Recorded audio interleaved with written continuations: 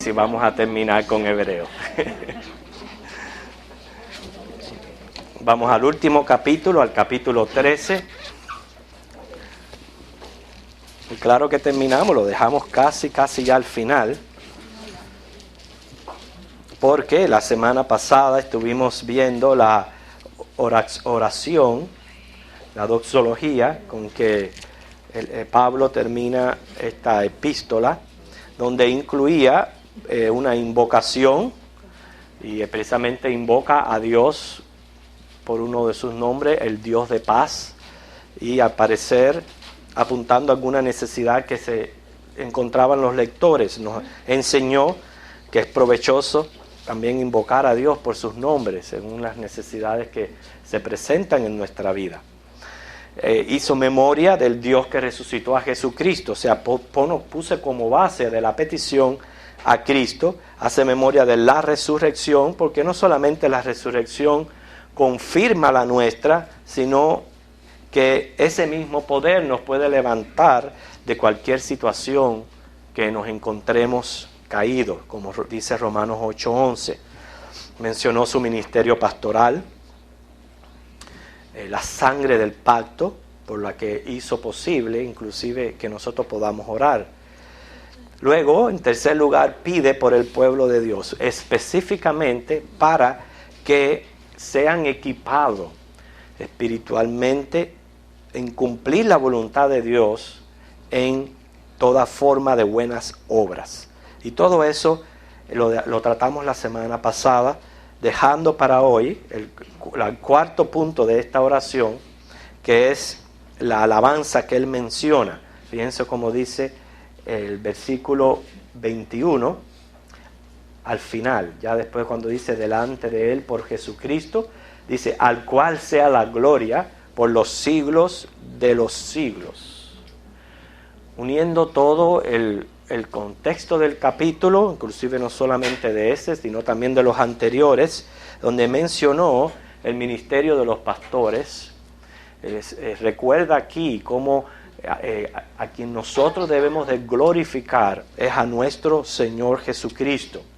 Y también que no solamente los pastores deben de ministrar y vivir para glorificar a Cristo, sino enseñar a sus ovejas a que ellas procedan de la misma manera, adorando y alabando a Dios eternamente.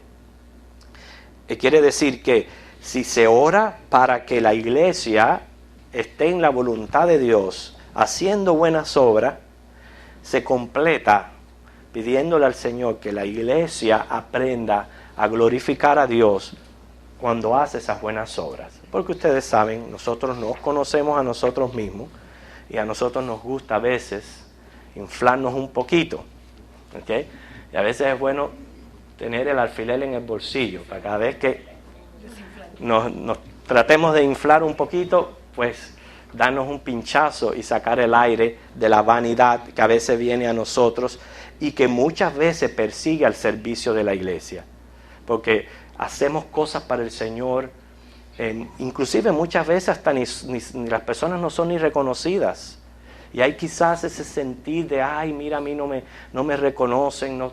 Sin embargo, nosotros debemos de saber que todo por cuanto nosotros hacemos, el Señor sí lo ve, y al fin y al cabo lo hacemos para glorificarlo a Él. O sea, la gloria de Dios debe de ser la motivación para servir y no ningún sentir vanaglorioso. Y esto no solamente lo deben perseguir los pastores, deben de enseñar a las congregaciones a que al único que debemos de glorificar es a Cristo. Y en vano eso es una de las cosas que tratamos de hacer en nuestra congregación, evadir adulaciones, evadir el elevar a las personas, tratar de usarles en sus talentos, en el desarrollo de sus dones, porque vienen de Dios, pero que todo el mundo reconozca que es a Dios quien procuramos glorificar y no es a nadie, y no es a ningún hombre. ¿Por qué? Porque en Juan 17:4 dice que el Señor, claramente cuando Él habla con Dios, dice, ya yo he cumplido lo que tú me diste que hiciera, yo te he glorificado. Así dice Cristo. O sea que Cristo, siendo Dios, vino a la tierra en misión de siervo Y Él claramente dice, vine para glorificar a mi Padre Celestial. Entonces nosotros tenemos que vivir para glorificar a Cristo. Termina esta doxología con un amén. Amén es una voz hebrea que ustedes saben lo que significa, ¿verdad? Así sea. ¿Okay? Del hebreo pasó al latín y del latín a todos los idiomas. Así que si una vez usted se encuentra dialogando con uno de nuestros hermanos americanos y usted está hablando con él, usted con decirle amén, ya usted está ya hablando inglés con él. Así que, ahora, ¿sabía usted que hay expresiones en la Biblia? Por ejemplo, la que se encuentra en Juan 1:51, donde dice, de cierto os digo. Fíjense, ese es en nuestro idioma, de cierto os digo, pero en el original aparece amén, amén, lego, amén. ¿Okay? En expresiones así, cuando dice de cierto os digo, y lo que está es afirmando, reafirmando lo que está diciendo. O sea que el amén es una confirmación o un asentamiento. O sea, no lo decimos porque ya es costumbre nuestra siempre terminar una oración con un amén, sino es una confirmación y acentuación, y se usa mucho en la Biblia. Ojalá pudiera mencionarle todos los versículos bíblicos que tengo escrito aquí, cuando se usa en alabanzas a Dios. En muchos casos. Primera de Crónicas 16:36, Nehemías 8:6, en fin, tengo un sinnúmero de versículos aquí donde el amén se usa para alabanza a Dios. O sea, no solamente para terminar una oración, sino es una forma de alabar a Dios. Se usa también en bendiciones o maldiciones. Yo tenía siempre problemas con usar el amén en maldiciones. Yo no sé por qué yo tenía ese problema. Decía, pero yo no entiendo cómo es posible que si se dice una maldición, se le afirme con un amén. Y yo tenía problemas con eso, hasta que me di cuenta que la Biblia lo usa tanto para reafirmar bendiciones como también maldiciones, como en el caso de Deuteronomio 27, esto nada más que referencia para ustedes, del 15 al 26. Ahora, ¿por qué es correcto usar un amén detrás de una maldición? Porque lo que se está acentuando y confirmando y alabándolo por eso es el carácter justo de Dios. ¿Ves?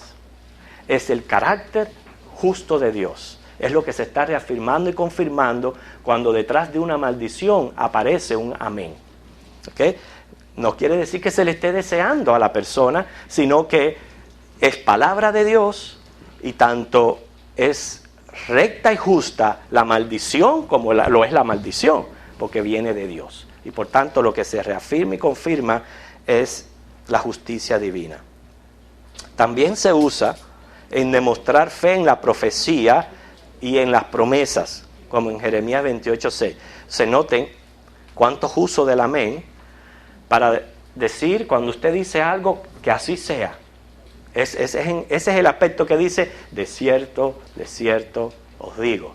O sea, es para decir que así sea, reafirmar una verdad, para alabanza, para bendiciones y maldiciones, o sea, para acentuar la justicia divina. También demostrar fe en la profecía y en las promesas. Cuando usted escucha una promesa de Dios y usted dice amén, lo que usted está es demostrando fe con esa frase. Amén. Quiere decir, la creo. ¿Cómo decir la creo? Es usando un amén. Se usa también en las amonestaciones y saludos, como en 1 de Juan 5:21 y 2 de Juan 13. Y es como se presenta el Señor en Apocalipsis. En Apocalipsis Jesús se presenta como el amén. Apocalipsis 1:18 y 3:14. ¿Por qué Él se presenta como el amén? Porque Él es el verdadero Dios y la vida eterna. Él es la verdad. Ahora, yo lo que encuentro, para mí, no es que lo estoy juzgando, ni nada de eso, pero no me gusta usar el amén como una expresión vana, vacía, como para cubrir espacios o empatar ideas o frases.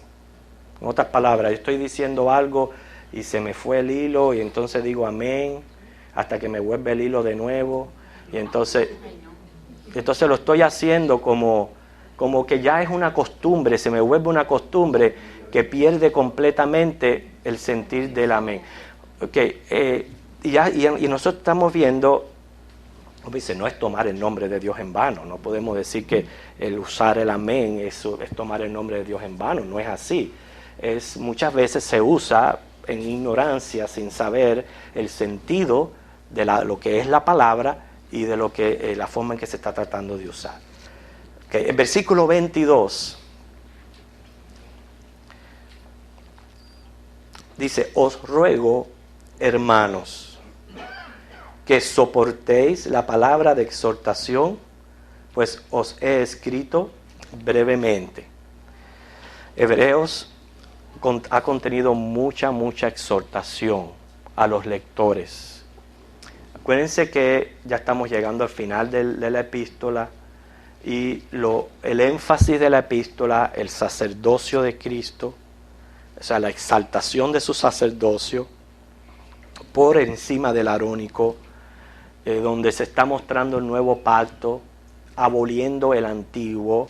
Y cada vez que yo digo abolir el antiguo, no significa que se abolieron las leyes antiguas. Lo que se quedó abolido es el sacerdocio arónico y todas las leyes que tuvieran que ver con el sacerdocio arónico. No significa que quedaron abolidos los 10 mandamientos, ni otro tipo de leyes que encontramos en la Biblia que todavía debemos de guardar y seguir.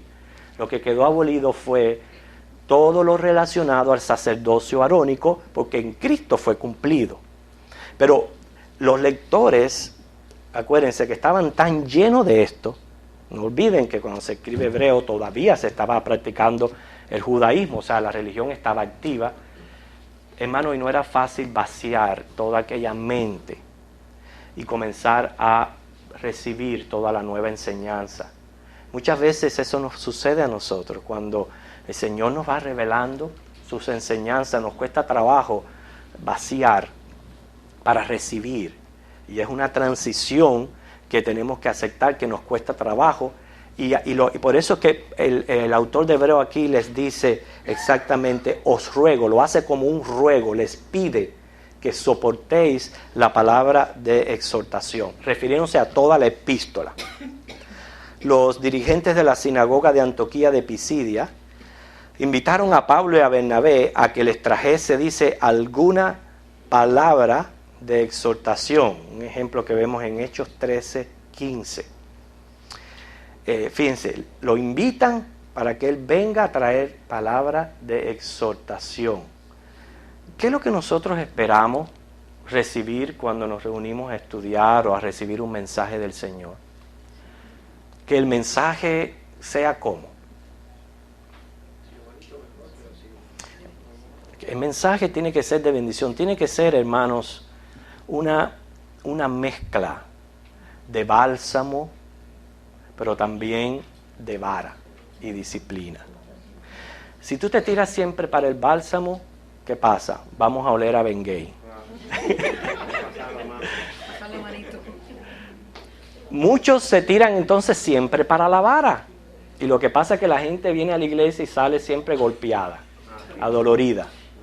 Pero entonces hay que tener un balance de exhortar, de dar ánimo, de brindar amor y de levantar la fe, como también exhortar. Quiere decir, siempre que Dios nos enfrente a la palabra de Dios, a veces no va a ser lo que a nosotros nos gusta oír, nos gusta escuchar. ¿Okay? Pero recuerde, todos nosotros, y estamos de acuerdo con eso, somos pecadores, no somos perfectos. Quiere decir que necesitamos corrección, necesitamos aprender, necesitamos amonestación. Quiere decir que cuando el Señor envía su palabra y tiene esta índole, nosotros la tenemos que recibir con gozo y con alegría, no con orgullo, sino decir, gracias Señor, estás apuntando a una necesidad específica en mi vida y te doy gracias por eso, ayúdame a reconocerlo y seguir en adelante, ¿ok? Porque el deseo de la exhortación viene cuando uno reconoce su incapacidad y el anhelo de crecer. Por el contrario, cuando el nivel de orgullo es alto, rechazamos la palabra de exhortación como si no la necesitáramos, o cuando nos creemos que no necesitamos aprender más. Pero dice Proverbios 3:5-8, no te fíes en tu propia prudencia. Reconoce a Dios en todos tus caminos, Él enderezará tus veredas. Quiere decir, como creyente yo debo de reconocer la necesidad de un constante crecimiento y dependencia del Espíritu Santo. Recibir con agrado y buena actitud las enseñanzas de los pastores a quienes Dios ha llamado y capacitado para la tarea de enseñar y exhortar. Aquí se nos ruega que soportemos las exhortaciones porque son de bien para la salud espiritual de nuestras almas y el crecimiento de la fe. Así que lo que Él les está diciendo, yo les exhorto a que predispongan su actitud, a que sea correcta ante las exhortaciones. Versículo 23 dice, sabed que está en libertad nuestro hermano Timoteo, con el cual si viniere pronto, iré a veros. Siempre se ha dicho que la mención de Timoteo en esta parte de la epístola es una de las indicaciones que nos llevan a acreditar esta escritura a Pablo como su autor. ¿Debido a qué? No hay otro pasaje en la Biblia que haga mención del encarcelamiento de Timoteo. Ninguno lo menciona. A través de este pasaje que sabemos que este joven sufrió prisión y que al escribirse esta epístola a él le habían dado ya la libertad. ¿Okay? Y se sabe que Timoteo estaba con Pablo en Roma cuando se escribieron Filipenses, Colosenses y Filemón. Es más, Primera de Timoteo 1:3, Primera de Timoteo 1:3,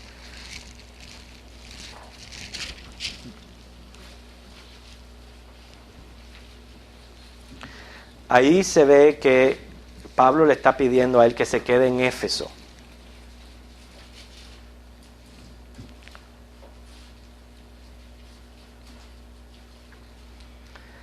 Fíjense, como te rogué que te quedases en Éfeso cuando fui a Macedonia para que mandases a alguno que no enseñe diferente doctrina.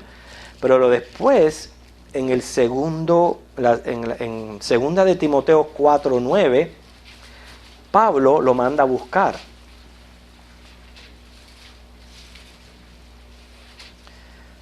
Dice, procura venir pronto a verme.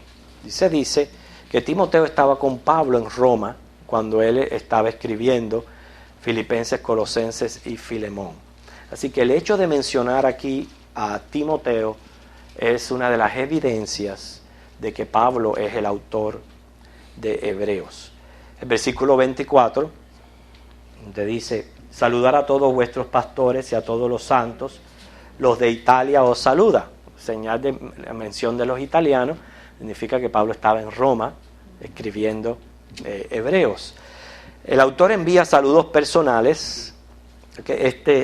Estos saludos personales es lo que define la epístola como una carta. Muchas veces a nosotros se nos es difícil los libros a todos les decimos los libros de la Biblia, sin embargo hay epístolas, hay cartas, hay libros históricos. Pero entonces, lo que define a Hebreos como una carta, a pesar de que su contenido es tan largo, es los saludos, que normalmente, como se comienza y se termina una carta. O sea, después de exhortarles, se les pide que transmitan también saludos a otras congregaciones. La bendición que se envía al final es idéntica a la de Tito 3:15, donde dice, la gracia sea con todos vosotros. Amén. Es idéntica a la de Tito 3:15, lo cual escribió Pablo. Es importante Miren cómo él termina aquí la mención de la gracia de Dios. En estos días recibí un comentario de por qué mencionábamos tanto la gracia de Dios. Y bueno, es que nuestra vida completa depende de la gracia. La salvación y luego las cosas que recibimos todos los días, las cosas que hacemos para el Señor, todo es por la gracia de Dios. ¿Qué? Su misericordia, que por eso no somos consumidos. Entonces la mención de la gracia de Dios como bendición es precisamente recordar a los lectores que no solamente somos salvos por gracia, sino que seguimos necesitados de esa gracia para recibir de Dios el oportuno socorro. Entonces, concluyendo, hermanos, en los pocos minutos que nos quedan de lo que fue prácticamente el estudio de Hebreos, haciendo un breve resumen de las ideas generales o las verdades quizás el Señor quiere que retengamos en nuestra mente. Decimos que los lectores vivían en una época en que el orden antiguo se estaba rompiendo. Las tradiciones no les iban a ayudar en nada. Solo Cristo podía llevarles triunfantes hacia adelante. Y debían confiar en un nuevo orden. Así nosotros, no importa lo que esté ocurriendo alrededor, debemos confiar que pertenecemos a un reino inconmovible. ¿Qué mensaje nos deja a nosotros? ¿Okay? Nos remonta a la época que estaban viviendo ellos allí, una época de transiciones, de transición religiosa, costumbres, hábitos. Siempre le vuelvo a repetir, no es fácil. Inclusive nosotros que estamos aprendiendo acerca de las doctrinas de la soberanía de Dios, muchos hermanos lo afirman y dicen, no nos es fácil. No nos es fácil, no podemos decir nuevas verdades, las verdades bíblicas. Serán nuevas para muchos, pero son verdades bíblicas. Y siempre han estado en la palabra de Dios. Pero no nos es fácil a nosotros. Entonces, tenemos que pedirle mucho al Señor para que Él nos dé sabiduría, discernimiento, el entendimiento, para que nuestra mente pueda captar todo esto que nosotros estamos recibiendo y tratando de comprobar con la palabra del Señor. En aquel entonces estaba el aceptar aquel sacrificio de Cristo. Y todavía sigue siendo, a pesar de que han pasado 2000 años, fíjense que aceptar la gracia de Cristo todavía confunde al ser humano. Porque hay hermanos cristianos que todavía creen en la caída de la gracia, que creen en la pérdida de la salvación. Quiere decir que han pasado 2000 años y todavía no se ha entendido el concepto de lo que significa verdaderamente esa salvación por gracia, ese sacrificio de Cristo hecho solo una vez y para siempre. Todas estas valiosas verdades que nos presenta aquí Hebreo. El hecho de que mis pecados todos son perdonados. Yo concibo mis pecados pasados y los presentes, pero que mis pecados futuros también estén perdonados en ese solo sacrificio. A muchos no entienden esto y no pueden aceptar esto. Sin embargo, son verdades bíblicas que si a nosotros nos es difícil, mucho más los lectores de aquel entonces. Pero lo importante es que aunque se estaba presentando un nuevo orden, nosotros pertenecemos a un reino inconmovible. Una de las cosas que se hace en Hebreo es resaltar la fe firme de Abraham en un Dios inmutable. Esa fe en Abraham lo hizo apto para continuar ante el llamado de Dios sin saber a dónde iba. O sea, aparte de presentar todo el nuevo orden sacerdotal, que no encuentro que lo haga otro libro mejor que lo hace Hebreos. Presentar el nuevo orden sacerdotal y el ministerio intercesor de Cristo. Como Hebreos no lo encontramos en otra parte en las Escrituras. Se puede encontrar por aquí, por allá, pero que nos traslade al Antiguo y nos ponga en el Nuevo Testamento como hebreo no lo hay. Pero otra de las cosas que resalta el libro es la fe.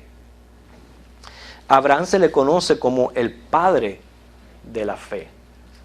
En estos días salió un escrito en el boletín donde aprendía que a todo aquel que iniciara algo se le llamaba padre. ¿Cuántos leyeron ese escrito? ¿Se recuerdan? ¿Algunos lo leyeron?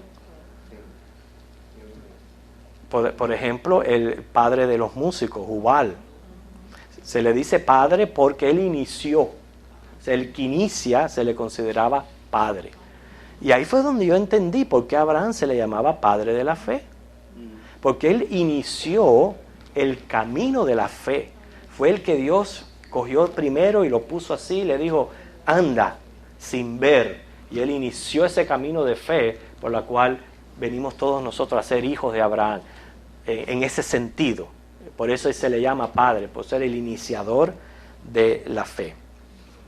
Y es la fe la que Él nos ha dado para continuar adelante en el camino cristiano, sabiendo que tenemos un gran sumo sacerdote que sabe compadecerse de nosotros. Así que fíjense que mezcla de ideas. Que aprendimos del sacerdocio de Cristo, de que necesitamos fe para seguir adelante, teniendo el ejemplo de los que murieron ya, el ejemplo de los que están vivos enseñándonos. O sea, tenemos a Cristo mismo, ¿se recuerdan ese estudio? A Cristo mismo como el autor y consumador de la fe. Pero podemos seguir adelante por el hecho de que sabemos que tenemos un sumo sacerdote que sabe compadecerse de nosotros porque Él conoce nuestras necesidades. O sea que ese sacerdocio nos provee muchos incentivos para seguir adelante hacia la ciudad eterna, sabiendo que el ministerio de Jesucristo actualmente es el de interceder por nosotros. Y bueno, hemos acabado en tiempo y espacio. Y la semana que viene vamos a comenzar, hermanos, con las cartas de Juan, que van a ser de mucho provecho para nosotros. El Señor les bendiga.